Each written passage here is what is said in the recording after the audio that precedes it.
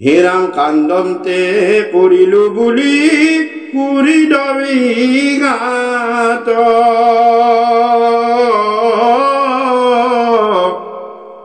ৰাম ব্যাসৰ বাক্যত নাহি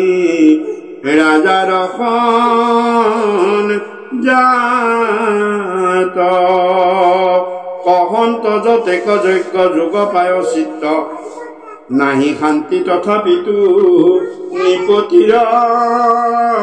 চিত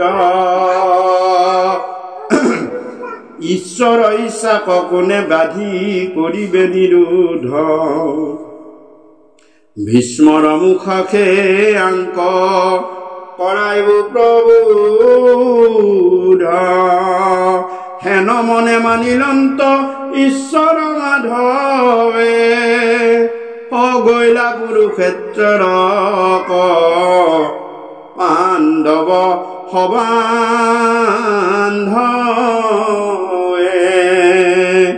কুন্তি আদি কৰি নাৰী গণ গৈলা লৰি মহাভাগৱত ভীষ্ম জৈত আছে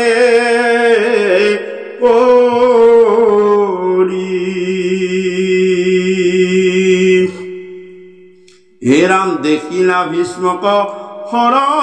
সজ্জাতয়া সন্ত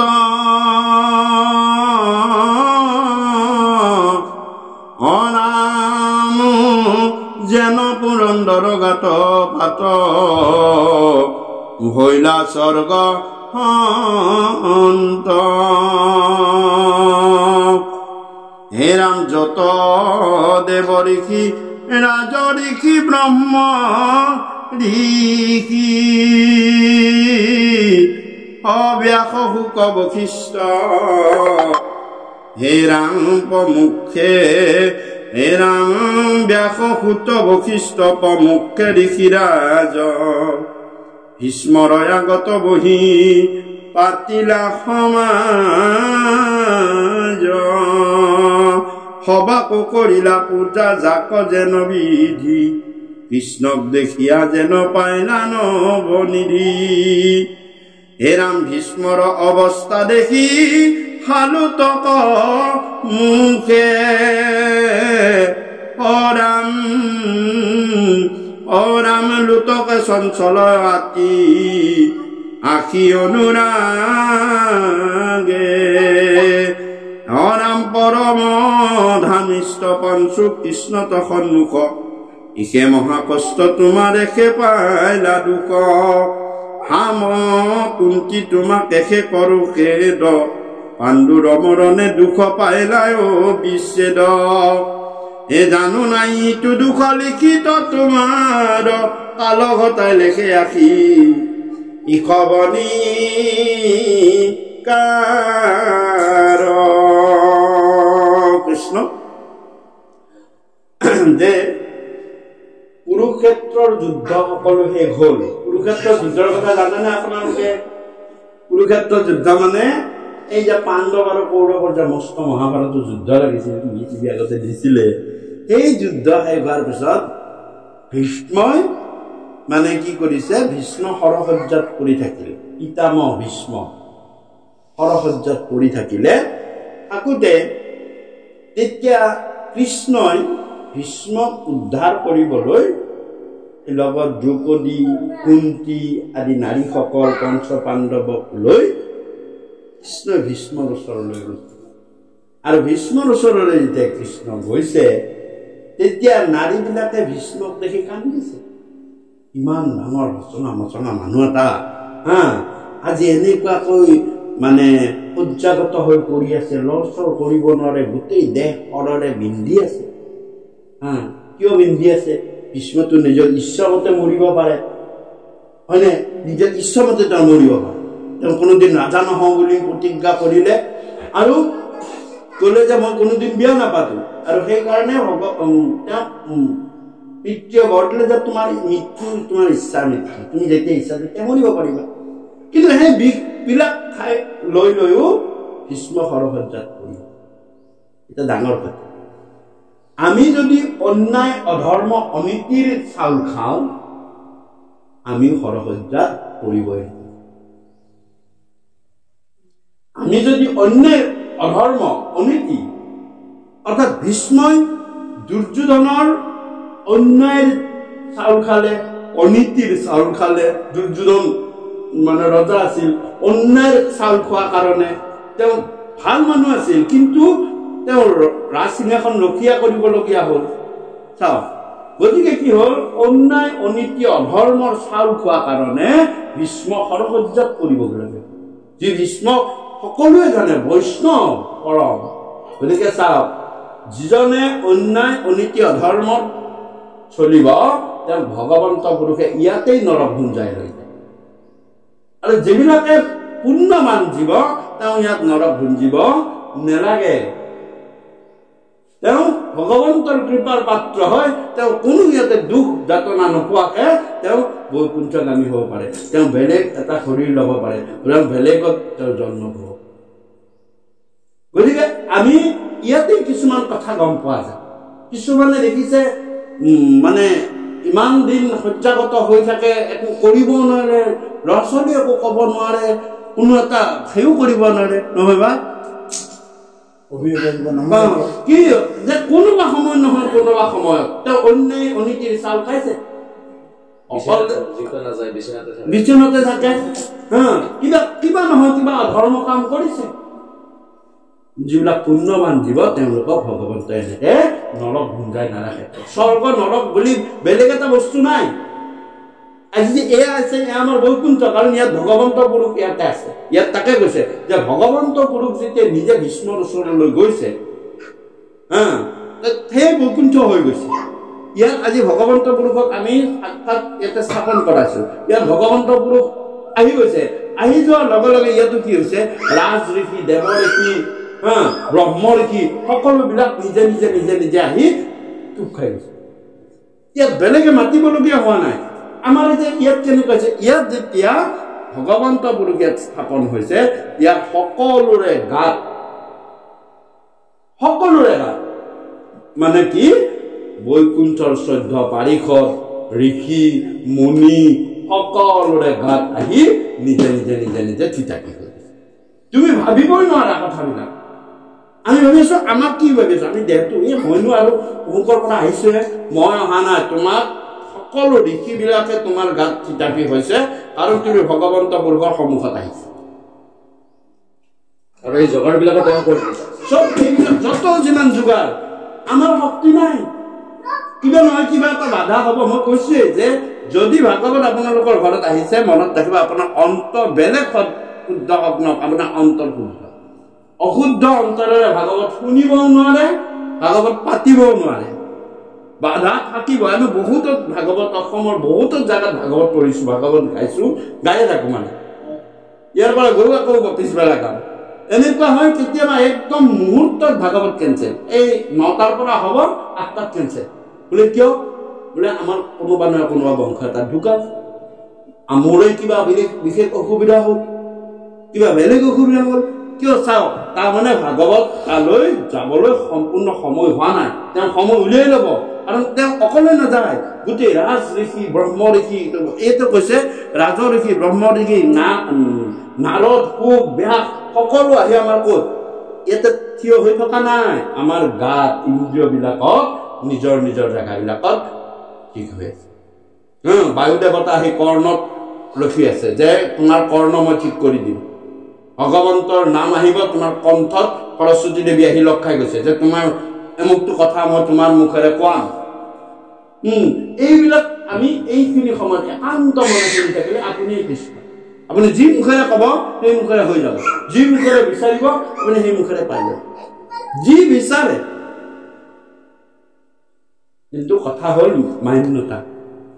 যতে সুখ কৃতি মানে কৃষ্ণ তৰ্ক, হে প্ৰভু সুখ দিছা যদিও তুমিয়ে দিছা, দুখ দিছা যদিও তুমিয়ে দিছা প্ৰভু, কাৰণ একেজনেই গঢ়ায়, হয় নে? গতিকে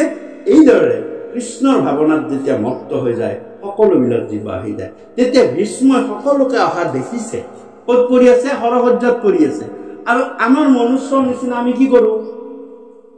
প্ৰথমতে মতা মানুহখিনিয়ে সেনেকুৱা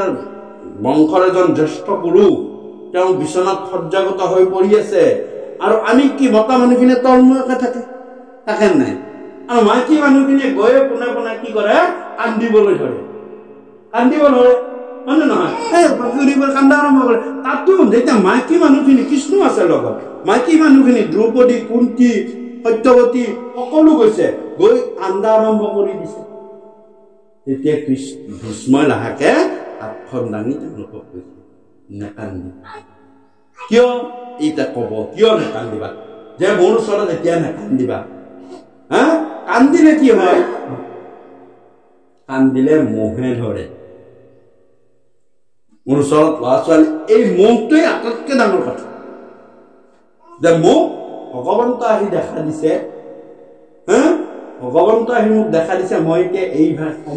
সময়তে মই দেহটো এৰিব লাগে হয়নে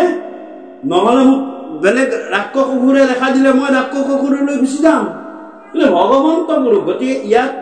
এই ভগৱন্ত পুৰুষ যেতিয়া আহি ভীষ্মৰ আগত দেখা দিছে লগত সকলো লৈ আহিছে কৃষ্ণ আহিছে যুধিষ্ঠিৰ আহিছে ভীম আহিছে অৰ্জুন আহিছে নকুল আহিছে সকলোৱে বেৰি আছে মই দ্ৰৌপদীহঁতে কান্দিব ধৰিছে কৈছে নেকান্দিবা কাৰণ মোক আগত আনন্দ স্বৰূপ এওঁ দেখাৰ লগে লগে মনটো আনন্দ লাগি যায় মোক এতিয়া আনন্দ লাগে মই হাঁহি হাঁহি মই বৈকুণ্ঠগামী হওঁ গতিকে আমাৰ ভাগৱত শাস্ত্ৰ কৈছে যে নহয় কি কৰা যে যদি এনেকুৱা অৱস্থা এটা তুমি দেখিছা বৈকুণ্ঠত যাবলৈ হৈছে তেওঁৰ কাণৰ ওচৰত কৃষ্ণ নাম দিয়া জীৱটো বৈকুণ্ঠ পাবগৈ তেওঁ বৈকুণ্ঠ ভগৱন্তৰ কৃপাৰ পাত্ৰ হ'ব কান্দা কাটি কৰিব নালাগে কি কৰিব লাগে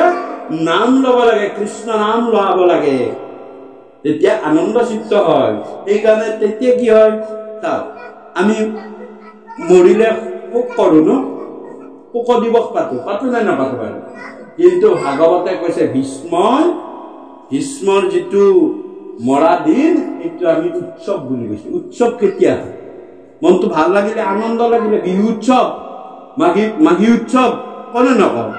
কিন্তু ভীষ্মৰ মহাপ্ৰাণটো উৎসৱ বুলি কৈছে ডাঙৰ কথা মৰিলে দুখে কৰিব লাগে সুখে কৰিব লাগে কিন্তু কি কৈছে উৎসৱ কিয় আনন্দৰ কথা চাওকচোন যেটা আমাক কৈছে যে সদায় মৃত্যুটো উৎসৱ হিচাপে লোৱা কেতিয়া উৎসৱ হ'ব যেতিয়া তোমালোকৰ আগৰ ভগৱন্ত পুৰুষ থাকিব ক'ত থাকিব আগত থাকিব থিয় হৈ কিন্তু কলি যুগতটো কাৰো আগত থিয় হৈ নাথাকে মিছা কথা ভগৱন্ত পুৰুষ কাৰো আগত আহি ঘপককে থিয় ইয়াত যেনেকে থিয় দেৱ দেৱীবিলাক থিয় হোৱা নাই ভগৱন্ত পুৰুষ কৈছে মই কাকো দেখা নিদিওঁ মই ক'ত কি কৰিম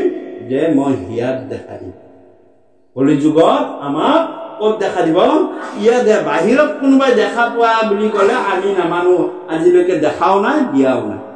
হয়নে গতিকে ভগৱন্ত পুৰুষক হিয়াতহে পাবা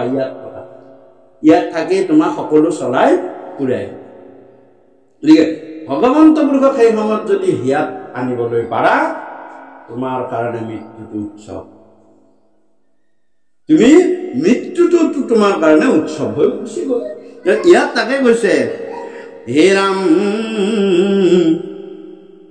ৰাম জানো নাই তো দুখ লিখিত তোমাৰ অকাল ঘটাইলেকে আছি ইখবনি হে কুন্তি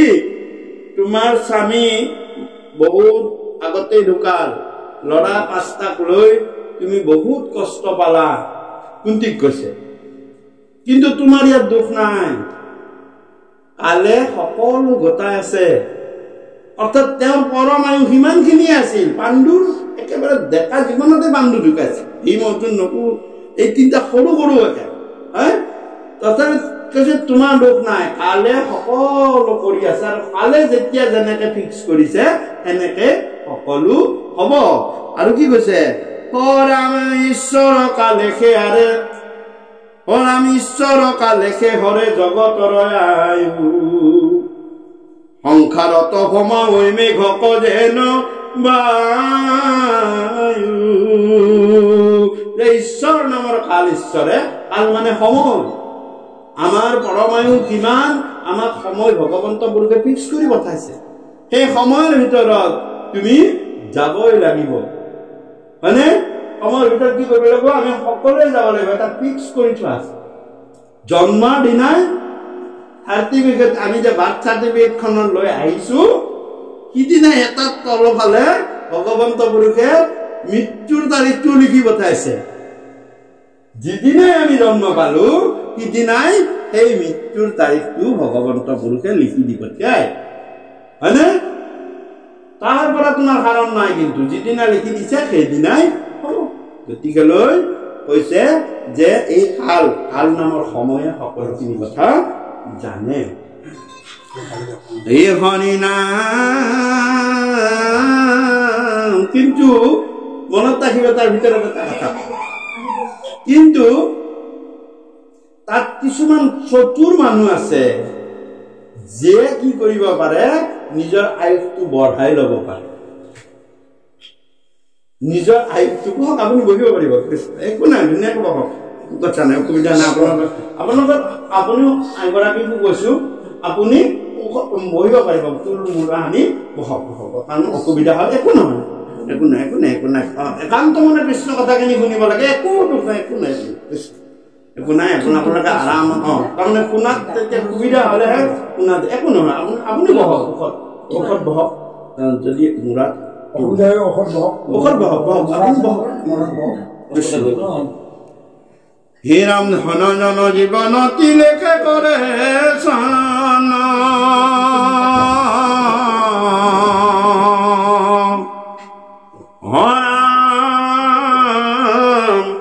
হৰাম কাল পতৰ কিবে হেন নাহি একো জন অতি অঘটন কুঘ তাৱে আনি কালে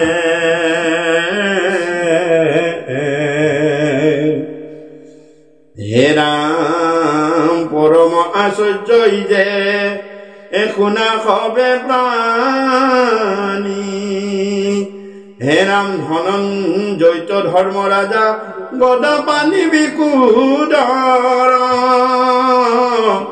অধনঞ্জয় যথাত গান দিব ধনুৰ নৰ পৰম সুহৃদ কৃষ্ণ জৈত সভাসদ দেখিও আশ্চৰ্য কিনো তথাতে অপদ ধৰ্মিষ্ঠ বলিষ্ঠ ধনুৰ ধৰ কিছুনো যেহি কৰে ঈশ্বৰে এহি সত্য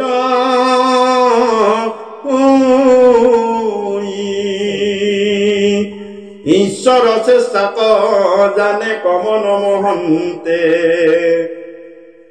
হে ৰাম ব্ৰহ্মা হৰ মোহ যায় যাক বিচাৰন্তে যে ঈশ্বৰ এই কাল আয়ু ঈশ্বৰে হৰণ কৰি লৈ যায় ঈশ্বৰে কালেকে হৰে জগতৰ আয়ু কাৰণ ভগৱন্তইহে কালৰ গৰাকী কাল মানে সময়ৰ গৰাকী ব্ৰহ্মা তাৰমানে কৃষ্ণ এক দেৱ দুখহাৰী নামঘোষাত এটা শ্লোক আছে কৃষ্ণ এক দেৱ দুখহাৰী যে মহাপুৰুষ গুৰু মাধৱদেৱে কৈছে যে জীৱৰ দুখ হৰণ কৰিব পৰা আমি যে দুখ পাওঁ সংসাৰৰ দুখ মায়াৰ দুখ শাৰীৰিক দুখ পাওঁ নে নাপাওঁ পাওঁ নহয় দুখ আৰু ভয় পাওঁ নে নাপাওঁ এই কৈছে যে কৃষ্ণ একদেৱ দুখহাৰী যে কৃষ্ণই একমাত্ৰ দেৱতা যাৰ নেকি যিয়ে নেকি জীৱৰ দুখ হৰণ কৰিব পাৰে বেলেগ দেৱতা বিলাকে দুখত পৰিলে কাৰ তালৈ যায় এই কৃষ্ণৰ তালৈ যায় চাওকচোন দেৱতাৰো দুখ হৰণ কৰে এইকাৰণে কৈছে যে দেৱতা এজনে আছে কৃষ্ণ এক দেৱ দুখহাৰী কাল মায়া গিৰু অধিকাৰী কালৰো অধিকাৰী তেওঁ দুখো হৰণ কৰিব পৰা তেওঁ আৰু আমাক যে মায়াই বান্ধি ৰাখিছে এই মায়াৰ পৰা মায়াৰ অধিকাৰীও তেওঁৱে কোন কৃষ্ণ গতিকে কৃষ্ণ বিনে শ্ৰেষ্ঠ দেৱ নাহি নাহি আৰ কৃষ্ণতকৈ শ্ৰেষ্ঠ দেৱতা আৰু একো নাই আমাক যদি দুখ হৰণ কৰে আমাক যদি কালৰ পৰমায়ু আমাক বঢ়াই দিয়ে হয়নে আৰু আমাক মায়াৰ পৰা কিছু আঁতৰাই দিয়ে আমাক আৰু কি লাগে কওকচোন কিবা লাগে নে এক নম্বৰ কথা আপোনাৰ দুখ হৰণ কৰি দিব হল দুখ হৰণ কৰি দিব মানে আপোনাৰ শাৰীৰিক দুখ হওক মানসিক দুখ হওক এইবিলাক হৰণ কৰি দিব পৰা ক্ষমতা কৃষ্ণৰ আছে আছে দুই নম্বৰ কাল সময় হলনে সময় এতিয়া চাওক আজি আপোনালোকক ইয়াত আমি ভগৱন্তৰ মিলাইছে আৰু শক্তি নাই নিজৰ আহিবলৈ দেই আমি ভগৱানৰ কৃপাতহে আজি আমি গোটেই জীৱখিনি আমি পুণ্যৱান জীৱ আমাক ইয়াতে ভগৱন্তই আনি আমাক মিলাইছে এক নম্বৰ কথা কি মিলাইছে শাৰীৰিক দুখো আছে আপুনি যদি ঘৰত থাকিলেহেঁতেন কথাটো কৈছো ঘৰত থাকিলেহেঁতেন কিবা এটা দুখো পাবলগীয়া আছে ঘৰত থাকিলে দুখ বাৰু আপোনাৰ শাৰীৰিক দুখ বাদ দিলো ক'তো নাই ঠিক আছে মই ক'তো নাই ছবিখনত বহি থাকিম কোনোবা এটা আহি যদি বেয়াকে এষাৰ কয় বেয়াকে এষাৰ কোৱাটো দুখ নহয় মনত দুখ নাপালো পালো নে নাপালো ইমানটা দুখ হল দুই নম্বৰ এই দুখটোৰ পৰা আপোনাক হৰণ কৰা শাৰীৰিক দুখটো যদি কিবা পাব লগা আছিল তাৰ পৰা আঁতৰি গুচি গ'ল মানসিক দুখটো যদি পাবলগীয়া আছিল তাৰ পৰা আপোনাক ইয়ালৈ আনিলে দুখ হৰণ কৰিলে কৃষ্ণ কাল সময় নাইয়ে সকলোৰে ঘৰত কামেই কাম ধান কটা দিন দুটা দিনৰ হয়নে নহয় কিন্তু ভগৱন্তৰ পুৰুষে কৈছে নহয় তহঁতৰ সময়টো মই উলিয়াই দিম এনেকে উলিয়াই দিম মই তহঁতৰ সময়টো যে ধানো কাটিব পাৰিবি আৰু মোৰ কথাও শুনিব পাৰিবি তোমালোকক এটা সময় নিৰ্দিষ্ট সময় উলিয়াই দিলো আৰু সেইখিনি সময়ত ভগৱন্ত বোলে যে এইখিনি সময়ত তেওঁ মোৰ কথা শুনিবলৈ ইচ্ছা কৰিছে দেই নুশুনা বোলে কথা দুজনমান ভকত আহিব কৃষ্ণ কথা কব কাৰ কথা কব কৃষ্ণ কথা কব গতিকে মই এওঁলোকক কি কৰিম যে মই কিছু সময় উলিয়াই দিম এনেকে সময় উলিয়াই দিম যাতে কোনো কাৰো অসুবিধা নহয় এই বুলি কি কৰিলে তেওঁ আমাক দুই নম্বৰ কথা সময় উলিয়াই দিছে কাল তাকে কৈছে সময় আৰু যিবিলাকক দিয়া নাই তেওঁলোকক কালে বাধা দি থৈ দিছে আহিম বুলি ইচ্ছা আছিলে আহিব পৰা নাই যাম বুলি যাব পৰা নাই কিয় এই ভগৱন্তই ৰখাই দিছে তোৰ সময় হোৱা নাই তাত মই যাক যাবলগীয়া আছে মই তাকহে পঠাইছো আৰু মায়া কি যে আমি ঘৰৰ পৰা কিছু সময়ৰ কাৰণে 1 বা 2 ঘণ্টাৰ কাৰণে আমি মায়া চাই বাদ দি গুচি আহিছো যে ঘৰত যি হৈছে আমি তাত যাই অলপ ভগৱানৰ কথা শুনো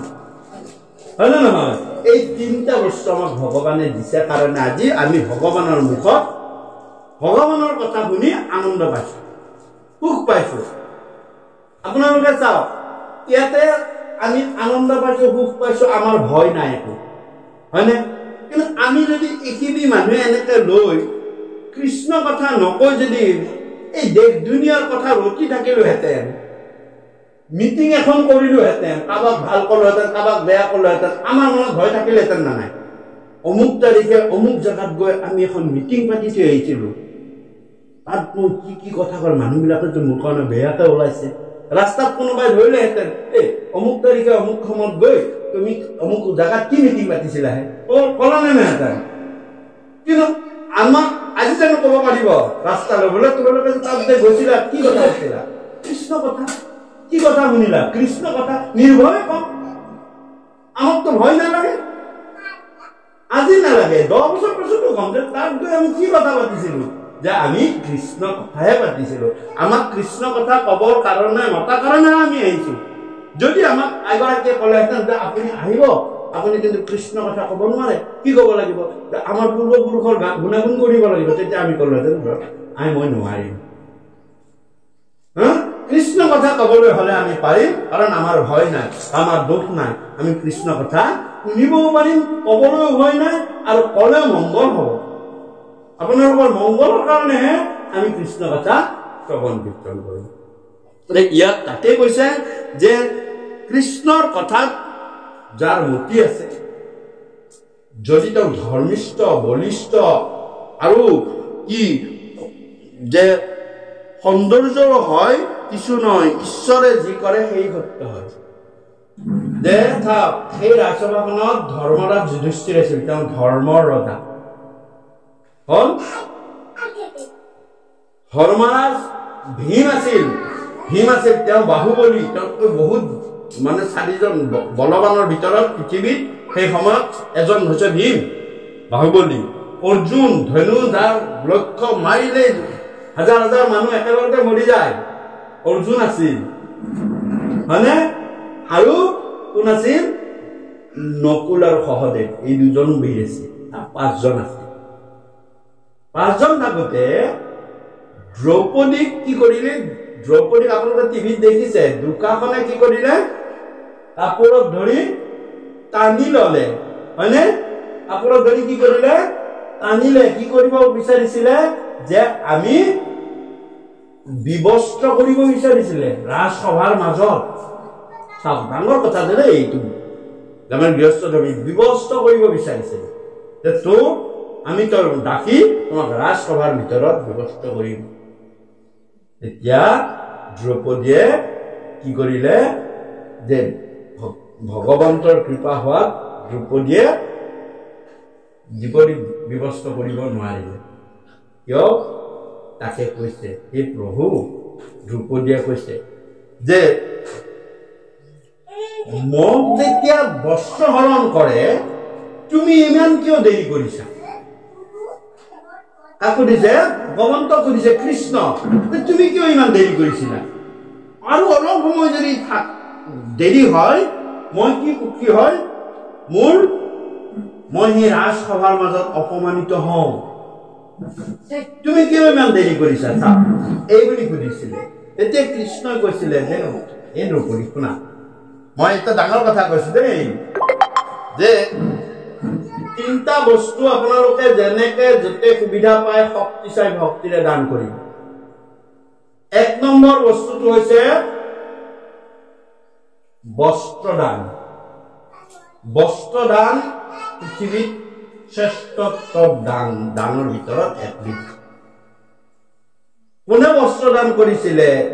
দ্ৰৌপদীয়ে বস্ত্ৰদান কৰিছিল। এইকাৰণে দ্ৰৌপদীক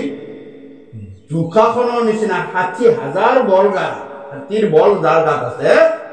টানিও বিবস্ত্ৰ কৰিব নোৱাৰে। কৈছে তুমি যদি ভকত, সাধু, সন্ত, মহন্তক যদি তুমি বস্ত্ৰ তুমি দান কৰা, জীৱনত তোমাক মই কেতিয়াও বস্ত্ৰৰ অভাৱ নিদিওঁ। বস্ত্ৰদান মহাদান, অন্নদান মহাদান। অন্নদান কৰিছিলেও দ্ৰৌপদীয়ে, মই কম কাহিনীটো। আৰু জলদান কৰিছিলে বিপ্ৰদামিত্ৰৰ পত্নী। সেই দ্ৰৌপদী যেতিয়া সুধিছিলে দ্ৰৌপদীয়ে যে কিয় ইমান দেৰি কৰিছিলে, বোলে মই দেৰি কৰা নাই, দেৰি কৰিছা তুমি। কি দেৰি কৰিছা? শুনিবলৈ কথাখিনি খুব দৰকাৰী। বোলে যেতিয়া তোমাক অৰ্ডাৰ হ'ল, তুমি পণত হাৰিছে, তুমি পাশা খেলোতে তুমি এতিয়া কৌৰৱৰ দাসী, সেই কথা শুনি দুৰ্যোধনে দুখাখনক পঠিয়ালে, যা তাইক ৰাজসভালৈ লৈ আহ, ৰাজসভাৰ মাজত তাইক আনি বিবস্ত্ৰ কৰি দে, এনেকে কৈছিলে। আৰু দুখাখনে গৈ তোমাক অন্তঃপুৰত গৈ ৰজস্বলা অৱস্থাটো চুলিত থাপ মাৰি ধৰিছিলে, ধৰি তোমাক টানি আনিছিলে। তেতিয়া তুমি কি ভাবিছিলা? তেতিয়া তুমি ভাবিছিলা যে মোৰ 1জন নহয়, 2জন নহয়, 3জন, 4জন নহয়, 5জন। 5জন মোৰ স্বামী আছে। এজন ধৰ্মৰ ৰজা, এজন বলৰ ৰজা, এজন অৰ্জুন লক্ষ্য ৰজা, নকুল সৌন্দৰ্যৰ ৰজা, সহদেৱ বিদ্যাৰ ৰজা। গতিকে এইবিলাক 5জন স্বামী থাকোতে মোক তাতে বিবস্ত্ৰ কৰিব পাৰিব? এই বুলি তুমি গৈছিলা। গৈ কি কৰিলা? যে যেতিয়া তোমাক বিবস্ত্ৰ কৰিবলৈ তুমি প্ৰথমতে যুধিষ্ঠিৰৰ ওচৰলৈ গলা, সেই স্বামী মোক ৰক্ষা কৰা, এনেকে কৰা। কাক কৰা? যুধিষ্ঠিৰক। যুধিষ্ঠিৰক কোৱাৰ পিছত যুধিষ্ঠিৰে তলমূল কৰি দিলে, ধৰ্ম একো কৰিব নোৱাৰিলে, কাৰণ ধৰ্ম নিজে হাৰি থৈ গৈছে। পাখা খেলত জুৱা খেলত হাৰিছে গতিকে সি একো ক'ব নোৱাৰিলে বল থকা ভীমৰ ওচৰলৈ গ'লা ভীমেও তোমাক একো নকলে তাৰপিছত অৰ্জুনৰ ওচৰলৈ আহিলা তুমি ভাবিলা মোৰ স্বামী বহুত ভাল পাওঁ অৰ্জুন এওঁতো মাৰিব অৰ্জুনেও একো নকলে নকুলৰ তাত আহিলা নকুলেও একো নকলে আহি সহদেৱৰ তাত আহিলা তেওঁ একো নকলে আকৌ ৰজা তুমি ভীষ্ম পিতামহৰ ওচৰলৈ আহিলা ভীষ্ম পিতামহক ক'লা এতিয়া আপোনাৰ বংশৰ গৌৰৱ গুচি যায় কি কৰে ভীষ্মই একো নামাতিল তলমূলকৈ থাকিলে দ্ৰোণৰ ওচৰলৈ আহিলা তেওঁ একো নামাতিলে শেষত গৈ তুমি ৰজা অন্ধ ৰজা ধৃতৰাষ্ট্ৰৰ ওচৰত গৈ কাৰোজোৰা কাকুতি কৰিলা তেওঁ একো পুত্ৰ মুখত মাতিব নোৱাৰিলে আৰু শেষত গৈ গান্ধাৰী শাহুমাৰ ওচৰলৈ গ'লে শাহুমা মোৰ এতিয়া অৱস্থা বেয়া হয় কি কৰে আপুনি তেওঁ একো ক'ব নোৱাৰিলে তাৰ কোনেও যেতিয়া একো ক'ব নোৱাৰিলে তাৰপিছত তুমি মোক আহি তুমি তেতিয়া হাত দুখন জোৰ কৰি মোক কি কৰিছা স্তুতি কৰিছা হে প্ৰভু মোক এতিয়া বস্ত্ৰ দিয়া মোক ৰক্ষা কৰা বুলি কৈছে চোৱা দেৰি কৰিলে কোনে তুমি যদি ডাইৰেক্ট মোৰ তালৈ আহিলাহেঁতেন তেতিয়া মই তোমাক লগে লগে দিলোহেঁতেন তুমিতো মোক বিশ্বাস কৰা নাই ভগৱানক বিশ্বাস ৰাখিব লাগিব যে সেইদিনা কি দেৱ যেতিয়া শিশুপালক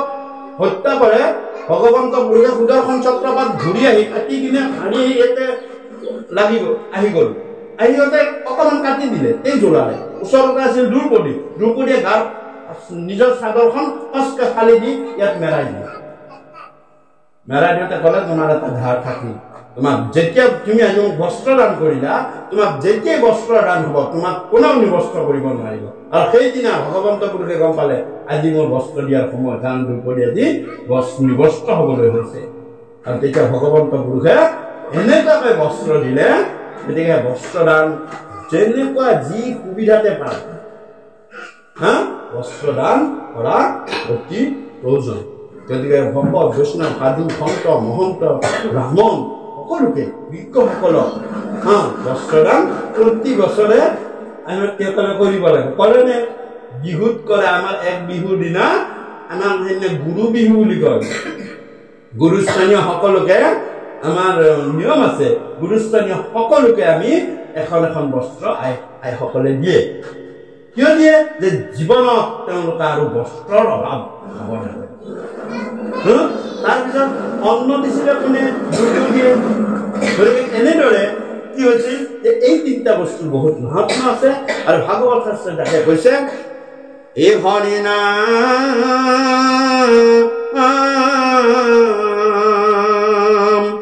হে ৰাম দান ধৰ্ম ৰাজ ধৰ্ম মুখ্য ধৰ্ম হৰাম কহি আছে দিলা তাৰ মনৰ সংশয় ধৰ্মিষ্ঠ বলিষ্ঠ ধনুৰ্ধৰ কিছু নৈ যেহি কৰে ঈশ্বৰে সেহি সত্য হৈ গতিকে ধৰ্মিষ্ঠ বলিষ্ঠ আৰু ধনুৰ্ধৰ এইবিলাক একো নাই কোনে কৈছে ভীষ্মই কৈ আছে সহ্যগত ভীষ্মই কৈ আছে যুধিষ্ঠিৰক হে ৰাজা ধৰ্মিষ্ঠ বলিষ্ঠ এইবিলাক একো মানে নাই ভগৱন্তই যিটো ইচ্ছা কৰে সেইটোৱে হ'ব কথাটো কৈছো আজি ইয়াতে ধৰ্মিষ্ঠ বলিষ্ঠ হলেও ইয়াৰে এই জেগাখিনিলৈ যিকোনো মানুহ ভগৱন্ত অনা নাই যাৰ সৌভাগ্য আছে এইখিনি শুনাৰ সৌভাগ্য শব্দটোৰ অৰ্থটো কি সৌভাগ্য শব্দৰ অৰ্থটো হৈছে সুসহিত ভাগ্য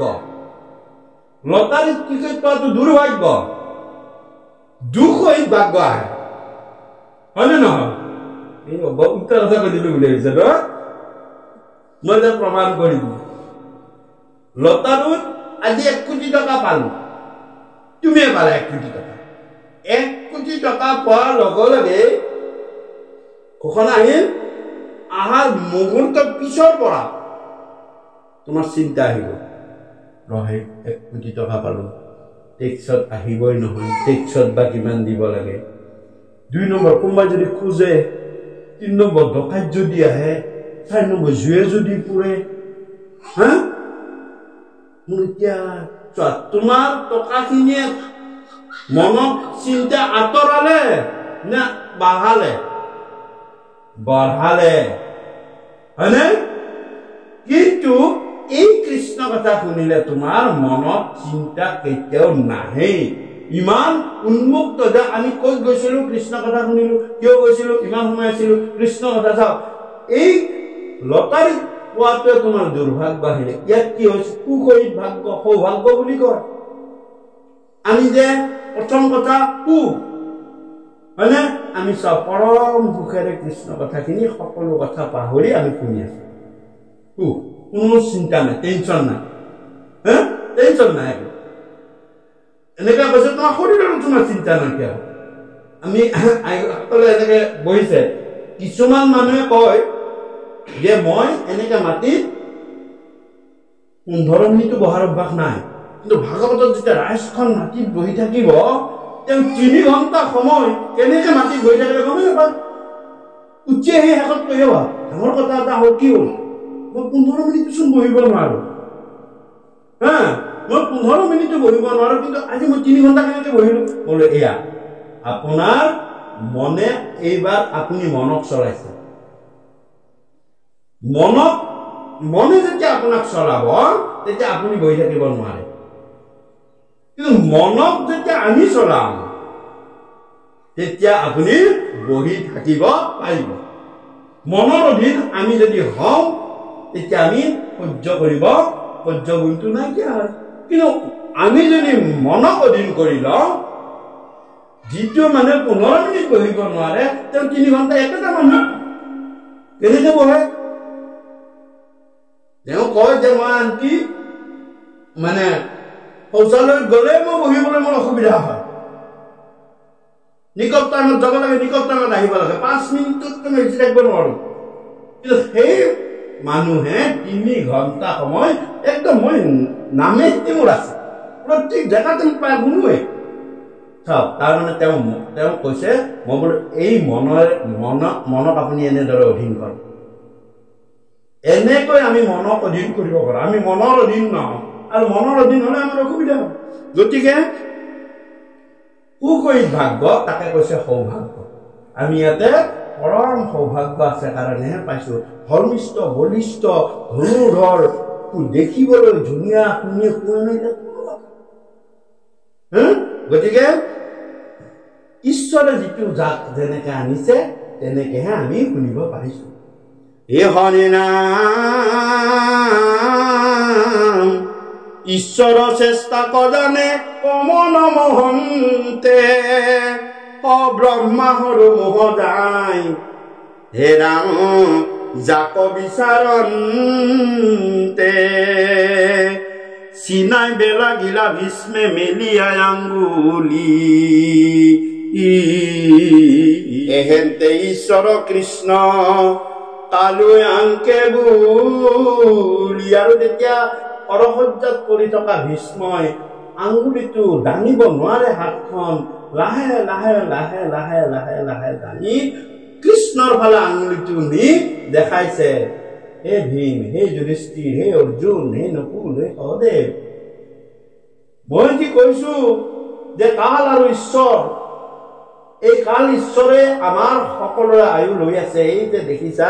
এই কাল আৰু ঈশ্বৰ এইজনে কোন কৃষ্ণক দেখা যে কৃষ্ণই সকলো কাল এমই ঘটায় এমই ঈশ্বৰ ইচ্ছা কৰিলে তেওঁ সকলো দেৱ দেৱীক তেওঁৰ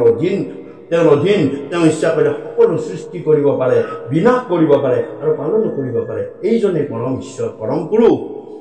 ৰাম সম্প্ৰতি আচন্ত হুয়া দৈৱ কীৰ্তনয় যেতিয়া এওঁ এই দৈৱকীৰ পুত্ৰ হিচাপে আমাৰ লগত ঘূৰা ফুৰা কৰি আছে হে ৰাম আন্তে হুই জগতৰ সৃষ্টি স্থিতি লয় যে এওঁতেই জগতৰ সৃষ্টি হয় এওঁ ইচ্ছা কৰিলে লয়ো কৰিব পাৰে এওঁ ইচ্ছা কৰিলে পালন কৰিব পাৰে হে ৰাম উতি ব্ৰহ্মাণ্ডৰ নাথ এন্তে মহাৰি যে কোটি কোটি ব্ৰহ্মাণ্ডৰ নাথ গৰাকী এওঁই মহাহৰি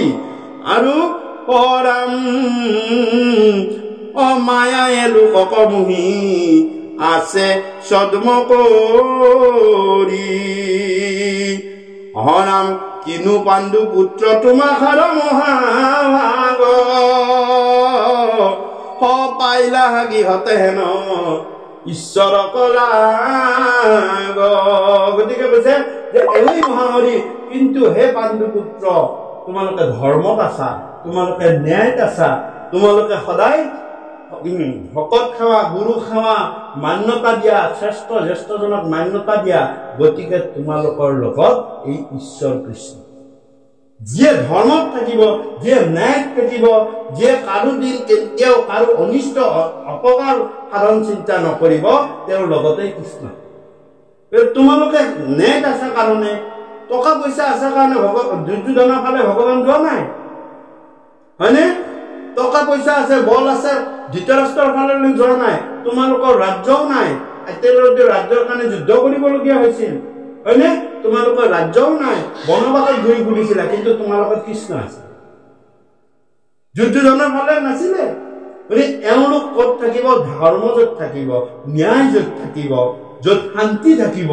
য'ত কোনো ধৰণৰ আৰু বিদ্বেষ ভাৱ হিংসা ভাৱ কপটতা ভাৱ নাথাকে সেইখনতে কি হয় যে কৃষ্ণ যিখন ঘৰত জ্যেষ্ঠ শ্ৰেষ্ঠজনৰ মান্যতা থাকে যিখন ঘৰত পৰিপাটি থাকে যিখন ঘৰত শান্তি থাকে তাত ভগৱন্ত কৃষ্ণ নিবাস কৰে গতিকে মনত ৰাখিবা এওঁ অনন্ত কোটি ব্ৰহ্মাণ্ডৰ মালিক ভগৱান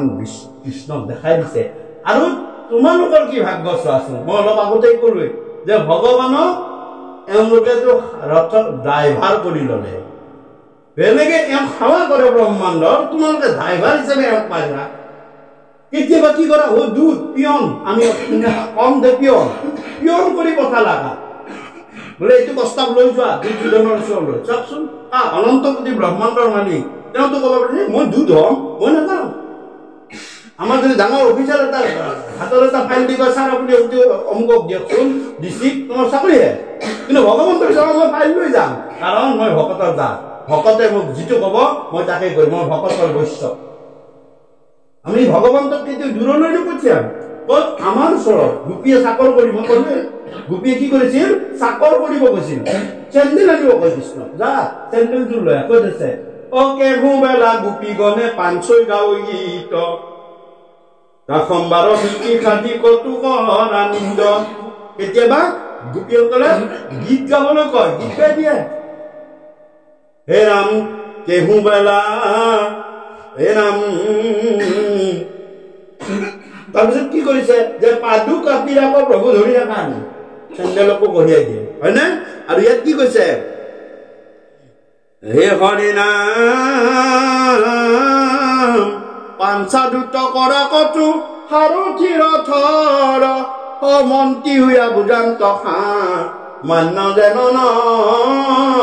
কিন্তু তোমালোকৰ মহাভাগ্য তোমালোকে কেতিয়াবা ৰথৰ সাৰথি কৰা কেতিয়াবা দূত কৰি পঠিয়াইছা আৰু কেতিয়াবা তেওঁৰ পৰা মন্ত্ৰণা লৈছা কেতিয়াবা তেওঁক অৱজ্ঞাও কৰিছা হয়নে হে ৰাম নাম কৰাপতি তাহান চৰণে আবে চিত্ত কৰি থিৰ কৰাপতি পাল প্ৰজা ৰাজা যুধিষ্ঠিৰ দান ধৰ্ম ৰাজকৰ্ম মুখ্য ধৰ্ম ছয় কহিলা সে দিয়া তান মনৰ সংশয় নাহি ভাগৱত ধৰ্ম নামৰ সমান কৃষ্ণ কচিনাইলা এন্তে পৰম ঈশ্বৰ মহাজ্ঞানী পৰম বৈষ্ণৱ প্ৰচণ্ড বলি প্ৰতাপী বিষ্ণুৱে যেতিয়া সৰসজ্জাত কৰি থাকিছে আৰু থাকি যুধিষ্ঠিৰক দান ধৰ্মৰ কথা কৈছে মই লগতে ক'লে কি কি বস্তু দান কৰিব লাগে অন্ন বস্ত্ৰ আৰু জল সুবিধা পালেই দান কৰিবা এইবিলাক দান ধৰ্মৰ কথা আৰু তাৰপিছত ৰাজধৰ্ম ৰজা হৈ ধৰ্ম কেনেদৰে পালন কৰিবা তুমি এইবিলাকৰ কথা নীতি শিক্ষা জ্ঞান দিছে আৰু তাৰপিছত কৈছে মুখ্য কেনেকে মুক্তি পাব পাৰি আমি সংসাৰ চক্ৰৰ পৰা কেনেকে মুক্তি পাব পাৰো এইবিলাকৰ কথা বুজাবলৈ ধৰিছে তাৰপিছত আকৌ কি ক'লে যে তাৰপিছত কৈছে যে নাহি ভাগৱত ধৰ্ম নামৰ সমান ভাগৱত ধৰ্ম মানে আমাৰ কি যে ভাগৱত ধৰ্ম মানে ভক্তি ধৰ্ম এতিয়া কথাটো হ'ল আমি এইভাবে ভক্তি কৰিব পাৰোঁ হল আৰু আমি কিভাবে ভক্তি কৰিব পাৰোঁ যে কিছুমানে কৰ্মকাণ্ড কৰিও ভক্তি কৰে কিছুমানে পূজা কৰিও ভক্তি কৰে ভক্তি পূজা কৰিলেও তুমি ভক্তি কৰিব লাগিব নে লাগিব কৰ্মকাণ্ড কৰি যজ্ঞ কৰিলেও ভক্তি কৰিব লাগিব যে কৈছে যে কলি যুগত ভক্তিৰ ধৰ্ম কৰিব পাৰিবা কিন্তু মনত ৰাখিবা নাম গাই মোৰ ভগৱন্তৰ নাম গাই কৃষ্ণ কৈছে এই ভগৱানৰ নাম গাই যিটো ভক্তি হ'ব তাৰ সমান কোনো হ'ব নোৱাৰে গতিকে নাম গাই ভক্তি কৰিলে তোমাৰ এই ধৰ্মই শ্ৰেষ্ঠ তাৰমানে নাহি ভাগৱত ধৰ্ম ভক্তিৰ নামৰ সমান ভাগৱত মানে ভক্তি ধৰ্মৰ ভিতৰত নামেই শ্ৰেষ্ঠ অৰ্থাৎ কিয় শ্ৰেষ্ঠ মই অলপ আগতে ক'লোৱে যে আপুনি নাম যিকোনো সময়ত যিকোনো জাগাত যিকোনো স্থানত আপুনি ল'ব পাৰে মই ক'লো নহয় পায়খানা খোজ কৰিবলৈ গ'লেও আপুনি নাম ল'ব পাৰে পায়খানাত গৈছিলে ভগৱন্ত পিছল খুৱাই দিলে তেতিয়া আপুনি কৃষ্ণ যদি বুলি কয় ভগৱন্তে থাপ মাৰি ধৰিব তোমাক কি কৰিব থাপ মাৰি ধৰিব তোমাক কৰিব নিদিয়ে কিন্তু এই পায়খানা লৈ আহিছো ভগৱানৰ নাম ল'ম নে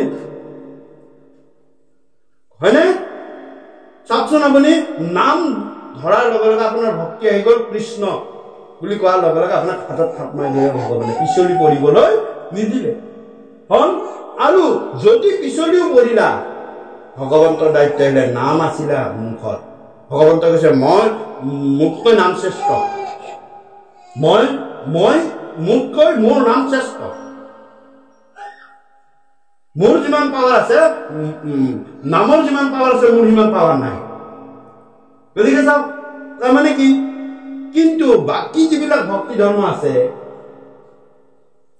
আপোনাৰ ধাৰণা নাহে হলনে কি ধাৰণা নাহে আপুনি তাত গৈ সেই ধৰ্মবিলাক পালন কৰিব নোৱাৰে কিন্তু নাম ল'ব পাৰে হলনে গতিকে এই কাৰণে নাম ধৰ্ম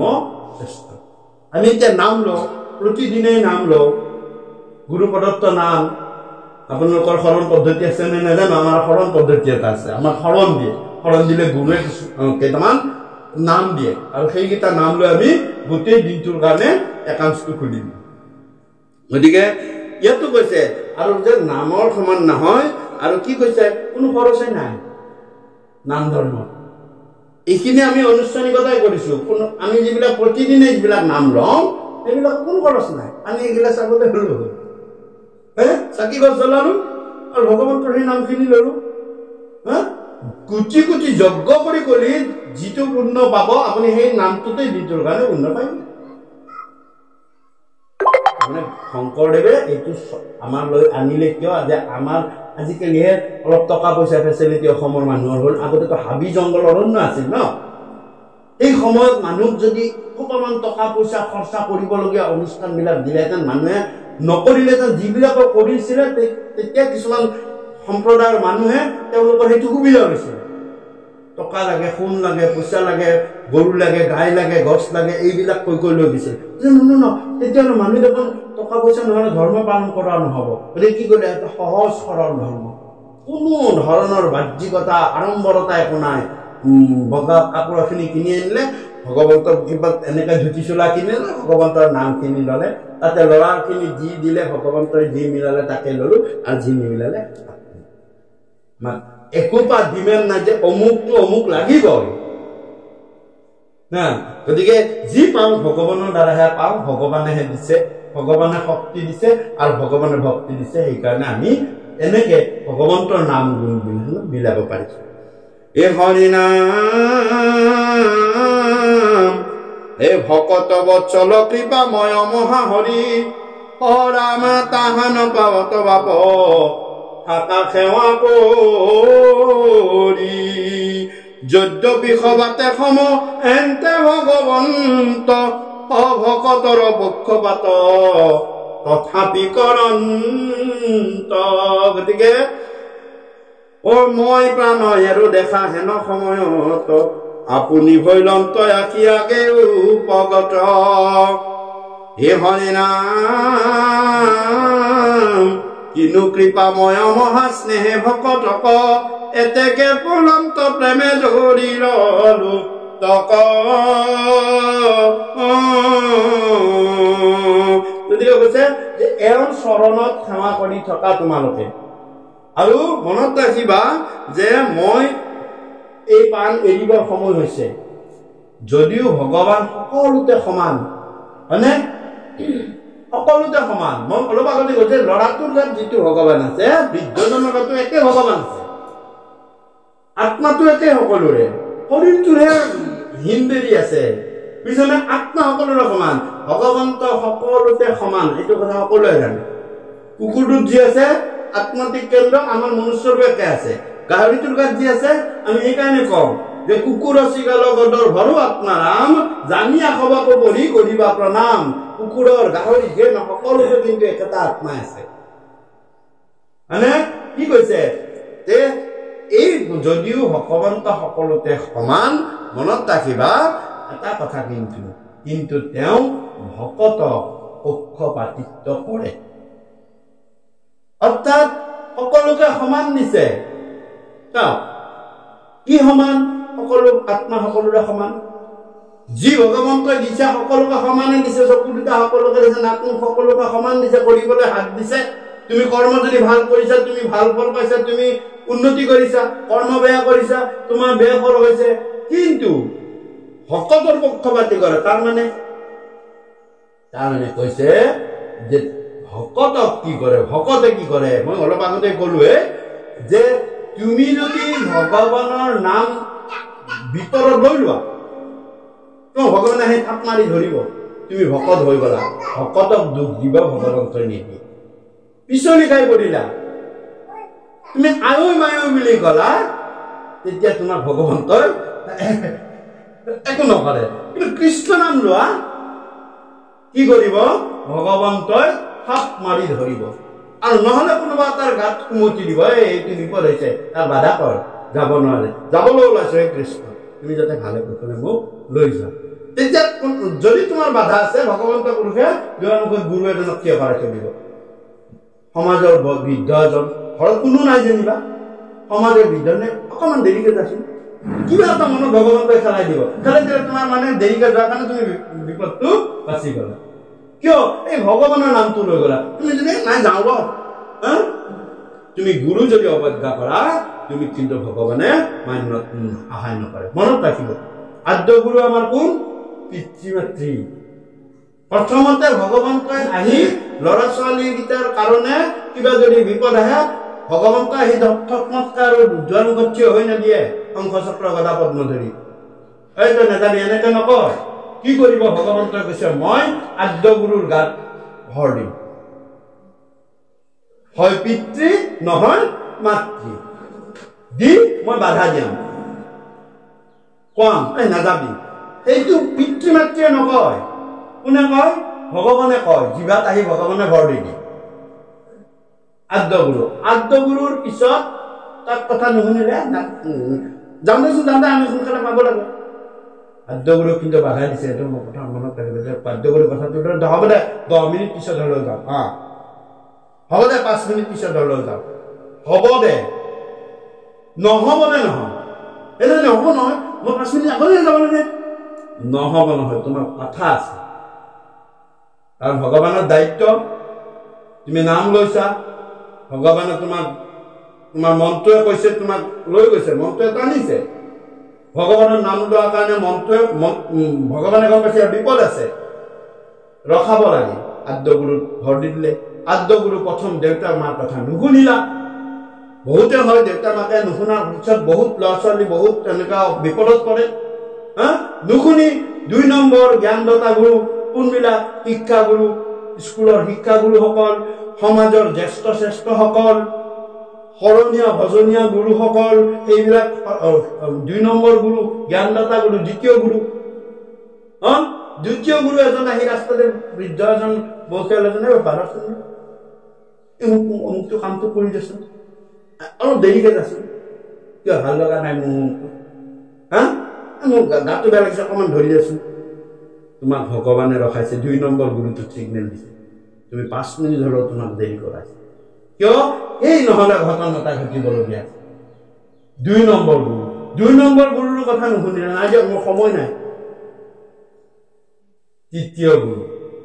একদম এইটো পৰম গুৰু পৰম ঈশ্বৰ ভগৱানে এইবাৰ কোনোবা তাৰ গাত ডাইৰেক্ট তোমাক আহি ধাক্কা দিব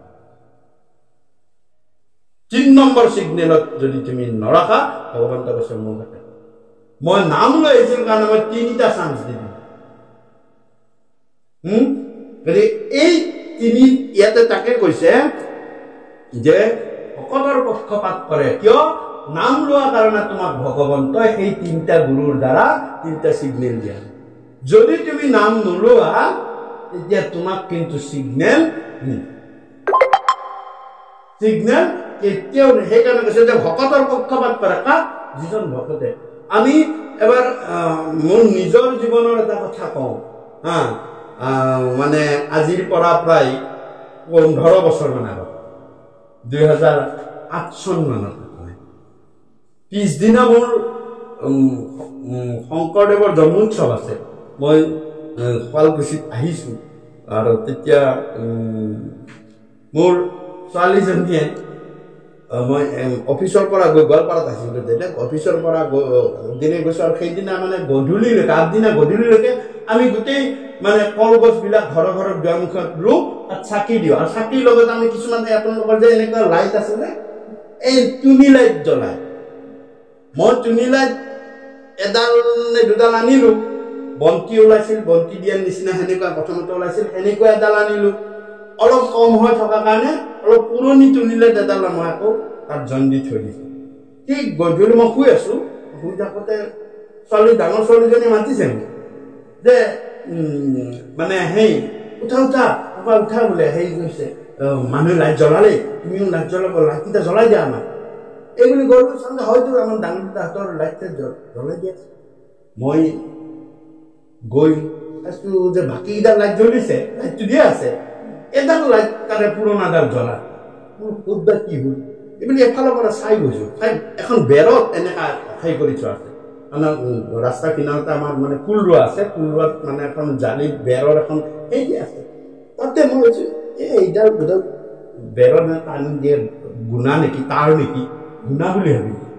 বুলি ভাবি মই হাতখনে দাঙি ধৰিলো ইফালে লাইন দিয়া আছিলে একদম মোক গোটেই গাটো আৰু মোৰ মনে কি ভৰিত চেণ্ডেল নাছিলে মই উঠি গুচিয়ে গৈছিলো বিচনাৰ পৰা চেণ্ডেলটো একদম গোটেই গাটোত মেৰাই ধৰি মই পকাত একদম আজি মই আপোনালোকক কওঁ কথাখিনি একমাত্ৰ কৃষ্ণ এবাৰ বুলিলো সেইকাৰণে আজি আপোনালোকৰ মাজত এনেকৈ কৃষ্ণ কথা ক'বলৈ পাৰিলো কি কৰিলো মই কৰিলো যে এতিয়া মই মৰিম মই মৃত্যু কাক কয় মই গম পাই গৈছো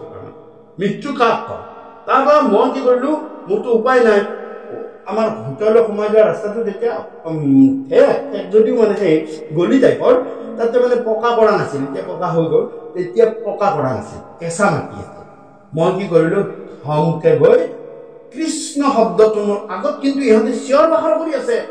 কিবা হ'ল কৃষ্ণ বুলি মই লাষ্ট টাইম পঢ়ি দিলো যে মই কিন্তু মৰাৰ আগতে মই কি কলো কৃষ্ণ আৰু সেয়া আছিল মোৰ পৰীক্ষাত মই সফল হলো পাছ হলো আৰু ভিতৰত মই যে কৃষ্ণ বুলি পঢ়ি দিলো চাওক কৃষ্ণ বুলি পঢ়ি দিয়াৰ লগে লগে ঘৰৰ ভিতৰত গুৱাহাটীৰ পৰা আহি সৰু ভতিজাটোৱে কি ভাত খাইছিল কিয় ক'ব নোৱাৰে এইবিলাক কি হ'ল কি নহ'ল কিন্তু বাহিৰত কিবা অলপ হাঁহৰ হুলস্থুল শুনিছে শুনি এখন হাতে ভাত খাইছে বাওঁখন হাতেৰে আহি মেইন চুইচটো বন্ধ কৰিছে মই উঠি বহিছো এইটো মোৰ 40 চনৰ ঘটনা মোৰ তেতিয়া বয়স 40 এতিয়া 14 বছৰ আগত বোলে এই যে মই কৃষ্ণ বুলি কোৱাৰ লগে লগে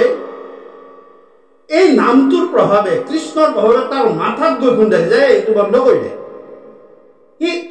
এনেকে ভাত খাই সি বাহিৰত চাব আহিছে চুইচটো অলৰেডি বন্ধ কৰি আহিছে যদি সি বন্ধ নকৰে নহয় মই ইফালে মৰো তাৰমানে ইফালে মই পৰিবেই ই তাৰমানে আৰু বাহিৰলৈ কি নহ'ল চাব যাম এই বুলি কৈ মেইন চুইচটো কিন্তু বন্ধ কৰি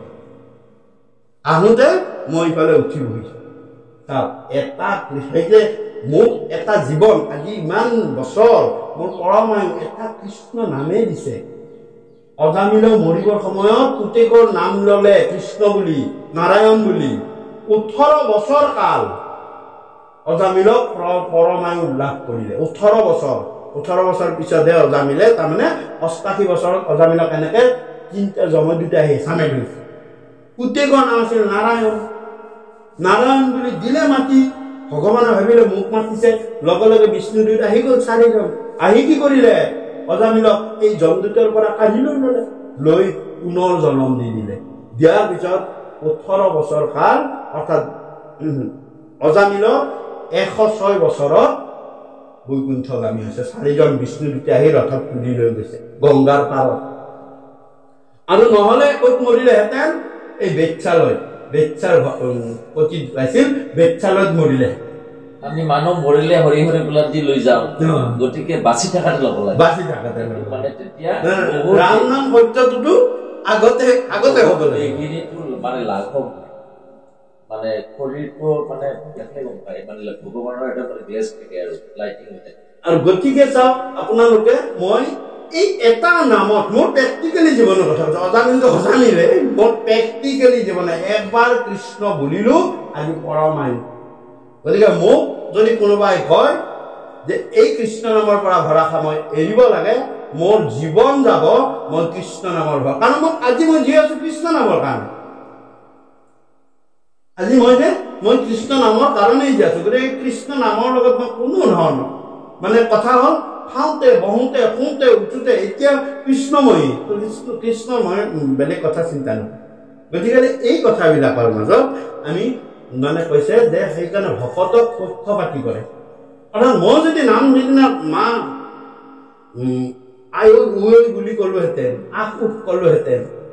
মোক ভগৱানে নাৰাখে কোনে আহি জমে নিয়ে আকুকটো কাৰ শব্দ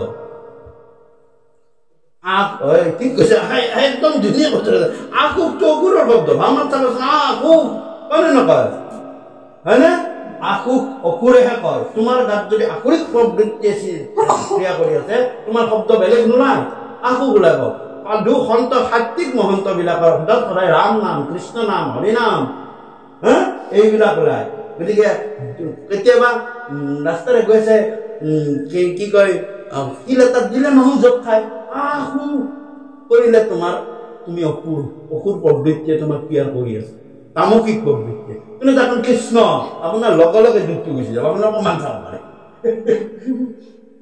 আপোনালোকে যি ইষ্টদেৱৰ নাম ল'ব পাৰে মানে কৃষ্ণ আমি কৃষ্ণ বুলি কৃষ্ণদেৱৰ নাম ৰাম কৃষ্ণ নাম হৰি অজস্ৰ নাম আছে কৃষ্ণ হে হৰি নাম হে ৰাম হে কৃষ্ণ কৃষ্ণ আবেদ মুহুৰয়াগত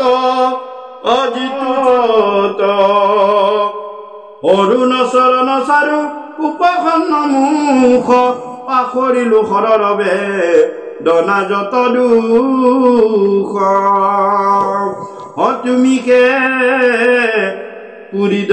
আত্মা প্ৰভু ভকতৰ তোমাৰ চৰণে কৰো এতে গোচৰ যাও দেখে ৰৈত মই কলে বৰ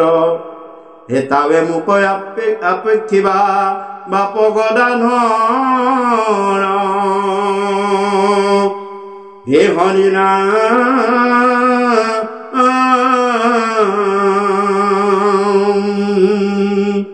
এতেকে বুলন্তে প্ৰেমে পিৰিল ভীষ্মক ধাৰে বহি যাই দুই নেত্ৰৰ লোতক কৃষ্ণক ক'লে হে কৃষ্ণ তোমাক দেখা লগে লগে মোৰ গাত যিবিলাক শৰৰ বিষ আছিল এইবিলাক নাইকিয়া হৈ গ'ল কৃষ্ণক কিমান দিন পঢ়ি আছিলে 1 মাহ 42 দিন পঢ়ি আছিলে 1 মাহ 12 দিন শৰৰ ওপৰত ঘুমাইছে আছেনে গোটেই গাৰ বিষ কাৰণ কিয় মই অন্যায় উন্নতিৰ অধৰ্মৰ ভাগ খাইছিলো সেই ষ্টেজ শেষটো পৰা থকালৈ যে মই প্ৰাণ নাই কাৰ দুৰ্যোধনৰ অন্যায় উন্নতিৰ কাম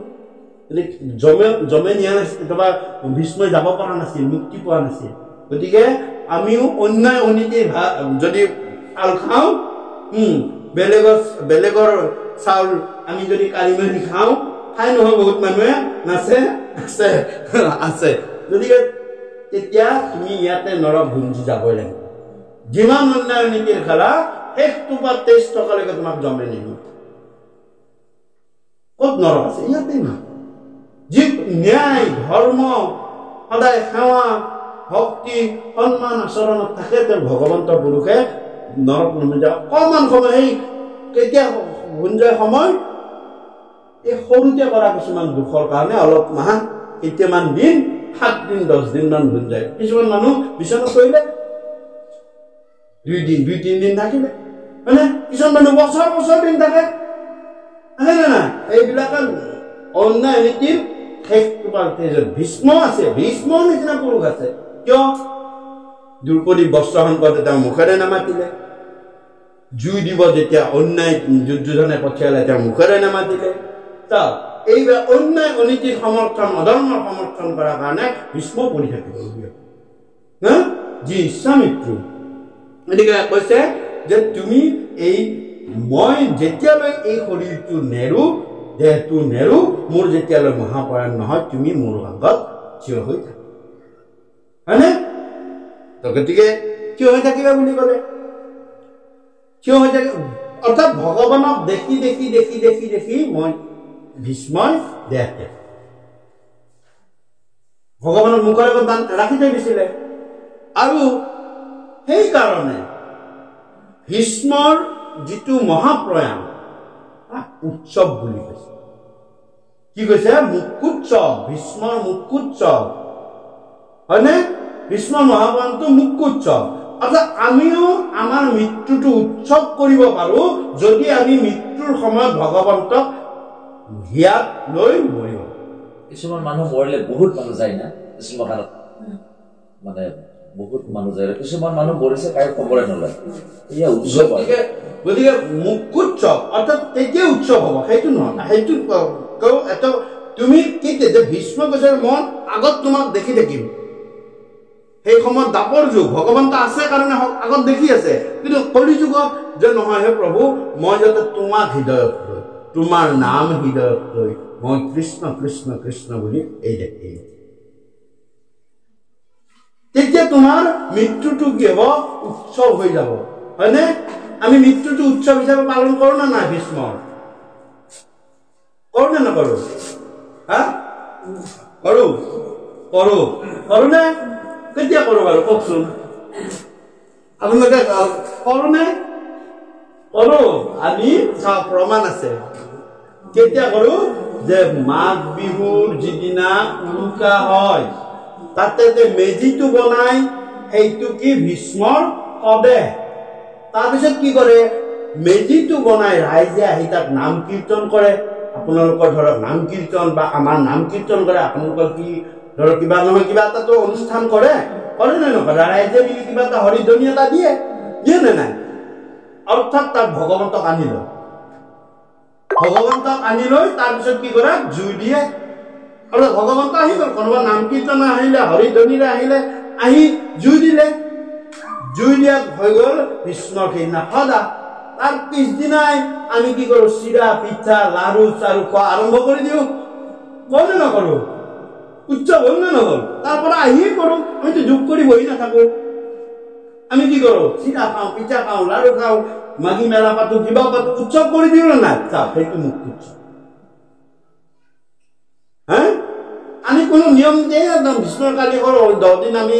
শোক দিৱস পালন কৰোঁ সেইবিলাক কেতিয়াও নকৰোঁ আমি মাঘ বিহু পাতোঁ অসমীয়া জাতিয়ে হয়নে গতিকে তাকে কৈছে এই হৰে ৰাম শুনা সভা সদ পদ মহাভাগৱত হৃদয়ত বিচাৰি কথাৰলৈ বা তত্ত্ব এই কথাবিলাকৰ হৃদয়ত বিচাৰি তত্ত্বটো ল'ব মই যে ক'লো যে হৃদয়ত ভগৱন্ত পুৰুষক লৈ এই দেহ এৰিব পালে আমাক আৰু একো নালাগে আনন্দই আনন্দ আনন্দই ফূৰ্তি উৎসৱেই উৎসৱ তোমাৰ মৃত্যুটো উৎসৱ হৈ যাব অ ৰাম ই শাস্ত্ৰত কহে দেৱ এক নাৰায়ণ এই শাস্ত্ৰত একমাত্ৰ কৃষ্ণ দেৱকেই নাৰায়ণ বুলি কৈছে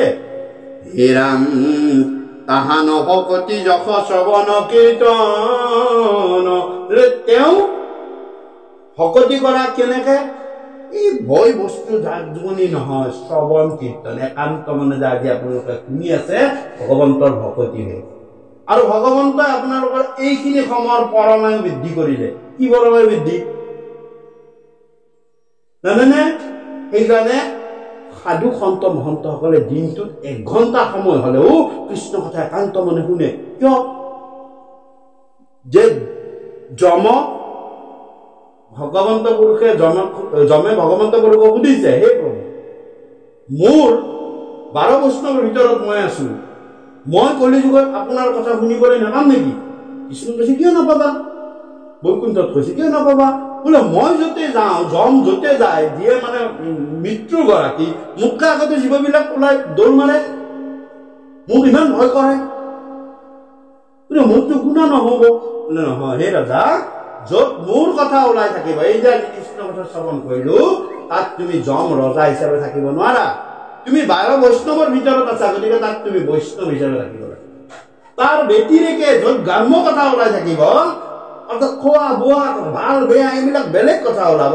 তাত তুমি জম ৰজা অৰ্থাৎ ইয়াতো ঘড়ীটোত 12টা বীজ হৈছে আৰু বেলেগ এটাটো তাতো 12টা বীজ হৈছে যত তুমি জম বৈষ্ণৱ হিচাপে থাকিবা তাত কোনো জীৱৰে তুমি আয়ু ক্ষয় কৰিব নোৱাৰা তোমাৰ কাৰণে মই ৰখাই দিব লাগিব তিনিটা কাৰণ তুমি তাত বৈষ্ণৱ কিন্তু তাৰ ব্যতিৰেকে যত তুমি ৰজা হৈ বহি থাকিবা তাত তুমি প্ৰতিটো মুহূৰ্ততে জীৱৰ আয়ু ক্ষয় কৰিব পাৰিবা আমাৰ এইখিনি আজি যিখিনি সময় আমি কৃষ্ণ কথা পাতিলো একান্ত মনে কৃষ্ণ কথা শুনিলো সেইখিনি আমাৰ আয়ু সেইখিনি সময় আয়ু ক্ষয় নহল তাৰ মানে ক্ষয় নোহোৱা মানে কি লাভ হ'ল আমি যদি বছৰটোত প্ৰতিদিনত 1 ঘণ্টাকৈ কৃষ্ণ কথা আলোচনা কৰি সাধু সন্তৰ লগত 1 ঘণ্টাকৈ যদি আলোচনা 365 দিনত 365 ঘণ্টা আমি অৰ্থাৎ ইমান দিন 365 ঘণ্টা আমি পৰমাণু এবছৰত বঢ়াব পাৰো পৰমাণু আমাৰ কিমান হ'ব এবছৰত বাঢ়ি গুচি যাব তেনেকৈ আমি কি কৰিম দিনে দিনে বছৰে বছৰে আমি পৰমাণু বঢ়াব পাৰো এয়া আমাৰ পৰম লাভ আজি যে ইয়াতে কৃষ্ণ কথা শুনা লাভ কি গাজী প্ৰসাদ কিতাই লাভ নেকি লাভ সেইটোহে যে তুমি 1 ঘণ্টাৰ কাৰণে তোমাৰ পৰমাণু বৃদ্ধি কৰিলা তোমাক যদি যাবলগীয়া আছিলে 10 বছৰত যদি যাবলগীয়া আছিলে তেতিয়াহ'লে তুমি 10 বছৰ আৰু 1 ঘণ্টা তুমি বেছি পালা মানে তোমাৰ ক্ষয় নহল গতিকে পৰম আনয়ক আকয়ক শৰণ নিশ্চয় চিত্ত কৰি আতীয় প্ৰয়াসে তেজা তনা তাপতৰি এক মনে কৃষ্ণ কথা শুনিবলৈ আহিছে সংসাৰৰ যাতনা আপোনাক কোৱা নাই সংসাৰত থকা হলে ইমান গৰু আনিব যাব লাগিল কিবা আনিব যাব লাগিল ধান লৈ যাব লাগিল চাউল বনাব আলু আহিছে চাহ বনাব আপোনালোকক পাইছেনে যাতনা সংসাৰৰ সেইটো মায়াৰ বান্ধ কৰিব লাগিব পাব 1 ঘণ্টা পিছত আপুনি আকৌ তালৈ কি যাব লাগিব কৰিব লাগিব কিন্তু এইখিনি সময় তোমাক আৰু মায়াৰ যাতনাই আমনি কৰিব নোৱাৰে আপোনাক এতিয়া কোনেও নকয় আচোন মোক পানী এগিলাচ দিয়ে আহি ঘৰত থাককচোন পানী এগিলাচ গৰম পানী এগিলাচ আনচোন কিন্তু ইয়াতে আহিছে আপোনাক কোনেও নকয় একান্ত মানে শুনি আহিছে কৃষ্ণ গতিকে কি বুলি কৈছে যে অপ্ৰয়াসে যাতনা তাপতৰি 3টা তাপে আমাক আধ্যাত্মিক তাপ অধিদৈবিক তাপ অধিভৌতিক তাপ এইবিলাক তাপে আমাক প্ৰতিদিনে খাই থাকে গতিকে এইবিলাক দীঘল লেকচাৰ আমি সময় আজি নহব পিছত সময় কৰিম মানে ৰোগীয়া মানুহ এটা বিচনাত শুই থাকিলে কেক মাগাই থাকে যেতিয়া ভাগৱত পঢ়ে সেইখিনি সময়ত তাত বিকশিত নাইকিয়া হৈ যায় এই ভীষ্মৰ গোটেই মোক কৈছে চাব পাৰে কৃষ্ণ আগত অহাৰ লগে লগে গোটেই শৰীৰৰ বিষবিলাক নাইকিয়া হৈ গ'ল শৰীৰৰ বিষবিলাক নাইকিয়া হৈ গ'ল ঠিক তেনেদৰে ভাগৱত কথা শুনি থকাৰ লগে লগে শৰীৰৰ যত বিষ মই ক'লো নহয় 3 ঘণ্টা মানুহটো বহি থাকে যিটো মানুহ 15 মিনিট বহিব নোৱাৰে এই হৰি নাম কৃষ্ণে মোৰ বন্ধু কৃষ্ণ পুৰীৰ নিশ্চয় কৃষ্ণে কেখে পাইলে অনু মাত্ৰ নহি ভয় গতিকে কৃষ্ণে মোৰ বন্ধু, কৃষ্ণ মোৰ খুৰী, কৃষ্ণক পালে কোনো ভয় নাই। ভাগৱত কথা শুনাৰ এই এটা ডাঙৰ লাভ কি যে মনৰ পৰা মৃত্যু হয়তো আঁতৰিব। ইয়াত থাকি মনৰ পৰা মৃত্যু হয়, য'ত জন্মিলে মৰিব লাগে নীতি আছে ধৰা, তাত যদি আপোনাৰ ভাগৱত কথা শুনি থাকোতে মনৰ পৰা মৃত্যু হয়তো নাইকিয়া হৈ গৈছে, কিমান ডাঙৰ ভয়। কি আজিকালি বিজ্ঞানে এটা টেবলেট কওক, যিটো টেবলেটে মনৰ পৰা মৃত্যু হয়তো আঁতৰিব পাৰে। ঘাঁহ এটা মাৰিলেও আমাৰ মনত ভয় হয়, মৰিমেই নেকি। অলপমান দুখ পালে চিন্তা, কৰবাৰ মুঠা জেগাত বিষ উঠিলেও চিন্তা হয়, মৰিমেই নেকি। হয়নে? উজতি খালেও চিন্তা হয়, মৰিমেই নেকি। ভাল এটা মিঠাই খালেও চিন্তা হয়, ডায়েবেটিছত মৰিমেই নেকি। মৰিম হয়নে নহয়? কিন্তু সেই মৃত্যু হয় তোমাৰ মনৰ পৰা আঁতৰাই দিয়ে কৃষ্ণ। শুনা কথা আছে যে ছটফটাই মৰিব লাগিব বুলি ৰজা শুকে মহামুনি শুকক মহাৰাজ পৰীক্ষিতে সুধিছিলে যে মই কি কৰিলে এই মৃত্যুৰ ভয়ৰ পৰা তৰিব পাৰিম। তেতিয়া কৈছিলে তুমি কৃষ্ণ কথা শুনিব লাগিব কলি যুগত। আৰু তেতিয়া ৬০,০০০ দেশীক লগত লৈ মহামুনি শুকে মহাৰাজ পৰীক্ষিতক এই ভাগৱত কথাখিনি ক'বলৈ ধৰিছিলে। আৰু একেবাৰে শেষত ৰজা পৰীক্ষিতক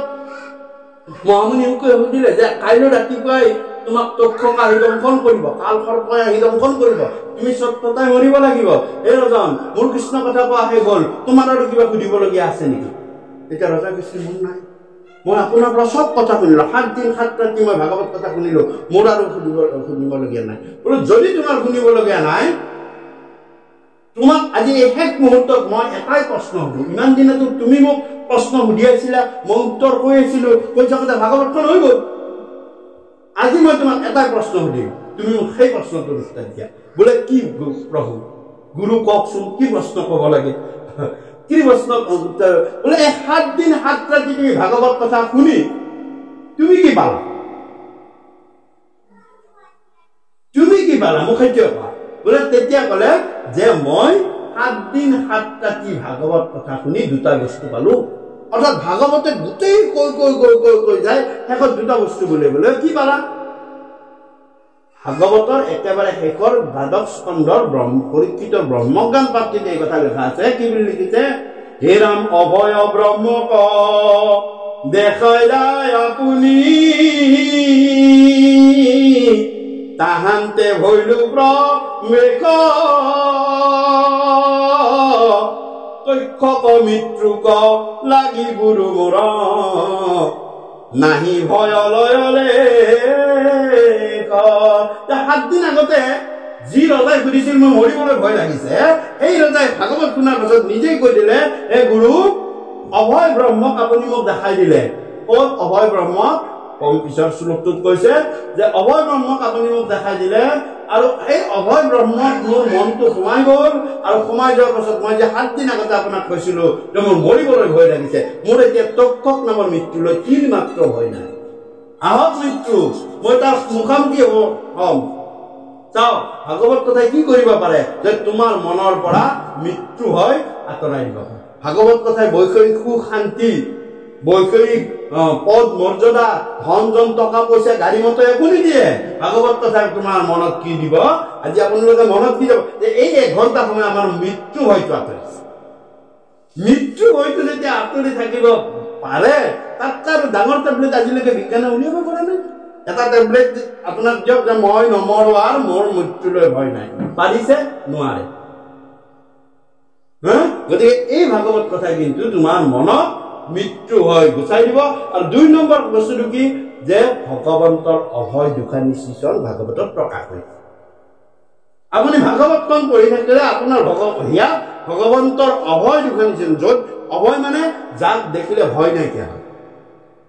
এই অভয় চৰণ আপুনি দেখা পাব। আৰু তাকে চাই চাই ভগৱন্ত বোলে তোমাৰ অভয় 2 চৰণ শৰণ লৈও মোক নিজ দাস কৰি হৰি ৰাম, লৈও মোক নিজ দাস কৰি। গতিকে ভগৱন্তৰ অভয় দুখানি শ্ৰীচৰণত আমি নিজে অৰ্পিত হ'ব লাগে। হে প্ৰভু তোমাৰ অভয় চৰণত মই অৰ্পণ গলো, তোমাৰ দাসৰ দাস বুলি তুমি যি ভাগে চলাবা মই সেই ভাগে চলাম, মোৰ চলিবলৈ অলপো নিজৰ শক্তি একো নাই। এইবুলি দাস্যভাৱে যেতিয়া ভগৱন্তৰ শ্ৰীচৰণত সমস্ত অৰ্পণ কৰিব আৰু ভগৱন্তই তোমাৰ কাম কৰিবলৈ আৰম্ভ কৰি দিব। তুমি ভগৱানৰ কাম কৰা, ভগৱানে তেতিয়া তোমাৰ কাম কৰিব। আজি আমি ভগৱানৰ কথা শুনিব আহিছো, ঘৰত যদি কোনোবা আলহী যাম বুলি ভাবিছিলে ভগৱন্ত পুৰুষে তাক কৈছে ৰ 2 ঘণ্টা পিছত আহিব 2 ঘণ্টা পিছত ঘূৰাই ঘূৰাই হ'লেও আনি যাব এৰা বোলে নাহিলে ভালে হ'ল দিয়ক মই অমুকত আছিলো তুমি ভগৱানৰ কাম কৰা ভগৱানে তোমাৰ কাম কৰিব তেওঁক ভগৱানে ক'ত কেনেকৈ ঘূৰাব পাৰে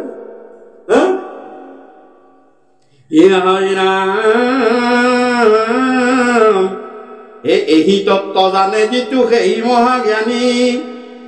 ৰাম গতিকে যিজনৰ জানিলে যে মই ভগৱানক আশ্ৰয় ললে মোৰ মনৰ মৃত্যু হয়তো নাইকিয়া হ'ব সেইজন মহাজ্ঞানী তেওঁ মৃত্যুক জিনিলে তেওঁ আৰু বেলেগকৈ মৃত্যুঞ্জয় হ'ব নেলাগে ৰাম সেই মহাগুৰু সেই জনচক্ৰবাণী আৰু সেইজনে মহাগুৰু সেইজনে চক্ৰবাণী যিজনে ভগৱন্তৰ অভয় শ্ৰীচৰণক শৰণ ললে আৰু তোমাক নিজেও তাৰিলে আনকো তৰাই লৈ হে হৰে নাম হেন জানি ভকতিত কৰিও বিশ্বাস ৰাম অচিৰ জীৱন ধন ধন গৃহ বাস গতিকে মনত ৰাখিবা অচিৰ ধন জন জীৱন গৃহবাস এইবিলাক অচিৰ তোমাৰ লগত নাযায় কিন্তু কি যাব ভগৱন্তৰ নাম ভগৱন্তৰ ভকতি তোমাৰ যদি ভকতি থাকে যিদিনা তোমাৰ যে বাকীখিনি যে অচিৰ প্ৰমাণটো মই দিম তোমাৰ কি অচিৰ যিদিনাই তোমাৰ বেংকত তোমাৰ কিমান টকা উপাৰ্জন কৰিলা জীৱনটোত কিমান টকা উপাৰ্জন কৰিলা আমি ক'ত গম পাওঁ বেংকৰ একাউণ্টটোত গম পাওঁ নে নাপাওঁ বেংকৰ একাউণ্টত ইমান টকা জীৱনত দৰমহা পালো ইমান টকা মই উইথড্ৰ কৰিলো ইমান টকা খৰচ কৰিলো ইমান টকা মোৰ জমা আছে নে নাই এইটো কি বুলি কৈছে উপাৰ্জন হয়নে এইটো কি বুলি কৈছে উপাৰ্জন মানে এইটো মুখ্য বস্তু নহয় অৰ্থাৎ যিদিনা তোমাৰ জীৱনটো শেষ সেইদিনা তোমাৰ উপাৰ্জনৰ বেংকৰ একাউণ্টটো বন্ধ হৈ যাব হয়নে এইটো উপ-অৰ্জন উপ শব্দটো য'ত থাকে ই কেতিয়াও মেইন নহয় যেনেকুৱা উপ-সভাপতি কমিটিখনৰ মেইন নেকি আপোনালোকৰ মহিলা কমিটিৰ উপ-সভানেত্ৰীটো মেইন নেকি নহয় সভানেত্ৰীহে মেইন উপৰাষ্ট্ৰপতি মেইন নহয় ৰাষ্ট্ৰপতিহে মেইন উপাৰ্জন মেইন নহয় এটা আছে অৰ্জনটো মেইন যিদিনা তোমাৰ উপাৰ্জনৰ বহীটো বন্ধ হ'ব সেইদিনা অৰ্জনৰ বহীটো খোলা খাব অৰ্থাৎ ভগৱন্তই আমাক ইয়াত টকা পইচা ধন সা সম্পদ উপাৰ্জন কৰিবলৈ কথা নাই নাম ধন অৰ্জন কৰিবলৈ পঠাইছে নামক সেইকাৰণে পৰম ধন বুলি কয় উপাৰ্জনৰ ধন বুলি নামক কি বুলি কয় পৰম ধন নামে পৰম ধন চিন্তহু মনবাই নামক পৰম ধন বুলি কয় আৰু টকা পইচা কি বুলি কয় ধন বুলি কয় উপাৰ্জন ধন কৰিব পাৰি হয়নে আৰু অৰ্জন কৰিব হলে পৰম ধন অৰ্জন কৰিব লাগিব নাম পৰম ধন অৰ্জন কৰি লোৱা যিদিনাই তোমাৰ উপাৰ্জনৰ খাতাটো শেষ হ'ব গতিকে টকা কৈছে যে অচিৰ ধন জন এইবিলাক তোমাৰ কাম নিদিব যিদিনা তোমাৰ এই ইহলোকত তোমাৰ জীৱনটো কোটি টকা থাকিলে তোমাৰ ল'ৰা ছোৱালীক কাম দিব তোমাৰ পৰিবাৰক কাম দিব কিন্তু তোমাক নিদিয়ে তোমাক ভগৱন্ত পৰিবাৰ যে ইয়াক মই নাম ধন অৰ্জন কৰিবলৈহে পঠাইছিলো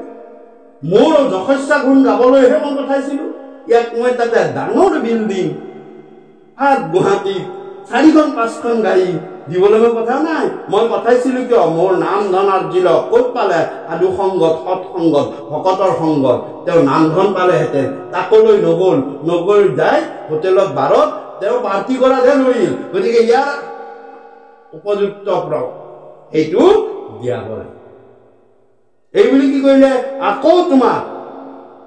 আফ্ৰিকাৰ প্ৰকাণ্ড গাঁত এটা কিন্তু কোনোদিন সাধু সন্ত সমাজত তেওঁ যোৱা নাছিল তেওঁতো সমাজৰ হৈ ভাল কাম কৰা নাছিল ইয়াক কি কৰা অন্ধকাৰত থকা মানুহ ইয়াক অন্ধকাৰলৈ পঠাই দিয়া অৰ্থাৎ আফ্ৰিকাৰ গাঁতত এটা সামান্য পোক এটা কৰি জন্ম দিয়া তাৰ পৰা আৰম্ভ কৰা তাৰ পৰা উদ্যোগমত সঞ্চয় কৰি এই মনুষ্য শেষত একেবাৰে শেষত তাতো যদি সি মোক বাৰে সেইটোৱে কৈ থাকে তাক অনন্তকাল তাক মই সংসাৰ চক্ৰতে বনাম গতিকে ইয়াত কৈছে রাম খনি কোন থাকে যেন মেঘর যেন সদ্ম হে রাম তার অর্থে নেদিবা কৃষ্ণর পাদ পদ্ম গতিকে এইবিলাক অচিৰ ৰঞ্জন জীৱন যৌৱন এইবিলাকৰ কাৰণে তুমি কিন্তু কৃষ্ণৰ চৰণ নিৰিবা এইবিলাক ভোগ কৰা তোমাক ভোগ কৰিবলৈ মনুষ্য কৰিছে কিন্তু লগত ভগৱন্তৰ কাৰণে ভক্তিও কৰা সমাজ দহৰ সেৱা কৰিবলৈ চেষ্টা কৰা ভকতৰ সেৱা কৰিবলৈ চেষ্টা কৰা তুমি নামৰ সেৱা কৰিবলৈ চেষ্টা কৰা গুৰুৰ সেৱা কৰিবলৈ চেষ্টা কৰা গতিকে এইবিলাক কৰা তেতিয়াহে তোমাৰ সমানে সমানে সমানে উপাৰ্জন হ'ব ৰাম কালয় জগৰে গিলে তিলে কমৰণ কৃষ্ণৰ চৰণে লৈও সত্তৰে শৰণ গতিকে ভগৱন্তৰ শ্ৰীচৰণত আমাক সেৱা শৰণ ল'ব দিছে কৃষ্ণ নাম সঘনে লৈ থাকিব দিছে আৰু গৃহ কৰ্মবিলাকো আমাৰ ভগৱানৰ কৰ্ম হিচাপে খুব সুন্দৰভাৱে কৰিব দিছে গতিকে আমি গৃহ কৰ্মবিলাক আমাৰ নিচিনা কৰোঁ তাতেই খেলিমেলি লাগে মোৰ কৰ্ম মইহে কৰিছোঁ নহয় তুমি ভগৱানৰ হে প্ৰভু তোমাৰেই কৰ্ম কৰিছোঁ মোৰনো কি কথা কৰিছোহে কৰিছোঁ তুমি গাত বল শক্তি দিয়াৰ কাৰণেহে কৰিছোঁ তুমি দেহাটো ভালে ৰখাৰ কাৰণেহে কৰিছোঁ প্ৰভু তুমি কৃপা কৰা এইদৰে যাতে মই গোটেই যিমানখিনি পাৰোঁ ভকতৰ বৈষ্ণৱৰ মোৰ গৃহস্থৰ জীৱকেইটাৰ মই হাঁহ মোৰ ল'ৰা ছোৱালীৰ সেৱা কৰিছোঁ মোক খুৱাব লাগিব নহয় মই জীৱকেইটাৰ সেৱা কৰিব পাৰোঁ প্ৰভু এনেকৈ ভাবি যদি দায়িত্বভাৱত তুমি সংসাৰ কৰিছা তোমাৰ সেই সংসাৰখনে শান্তি সুখময় ভগৱন্তৰ বুজে সকলো ফালে উন্নতি কৰিব ভগৱন্তই কৃপা কৰিব সকলোকে সুস্থ শৰীৰ সুস্থ মন সুস্থ প্ৰাণে পৰম আনন্দ ৰক্ষা কৰিব এইদৰে আজি কৃষ্ণ কথা আমি ইমানতে আজি সামৰিছোঁ মোৰ ইয়াৰ পিছত আকৌ অনুষ্ঠান আছে বা সকলোৰে আছে মোৰ শুৱালকুছিত আছে মই শুৱালকুছিলৈ গুচি যাম কৃষ্ণ